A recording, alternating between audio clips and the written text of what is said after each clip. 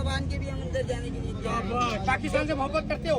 कितनी करते हो, सच बताओ। अपनी जान से ज्यादा जी, चाहे आप आजमा लो, जब चाहे आजमा लो। पाकिस्तान के फौज के लिए हाजिर हो? सब पे नहीं है, पाकिस्तान के लिए हाजिर हो? और अगर आपको किसी ने ये बोला कि बम भर के समंदर में घुसकर उनकी आबदोश को तबाह कर दो, कर दोगे? ताबेदार है कि इंडिया को बर्बाद कर दोगे? ये भाई बताइए। पैदा कर दिए भारत के खिलाफ। ये जरा पूछे, आज यौम आजादी है तो यौम आजादी पे सुट्टे क्यों मार रहे हैं? अच्छा ये मुझे बताओ, क्यों सुट्टे मार रहे हो? मजबूरी है, मजबूरी है। अच्छा अगर आपका इलाज सही करवाएं तो छोड़ दोगे? छोड़ दोगे?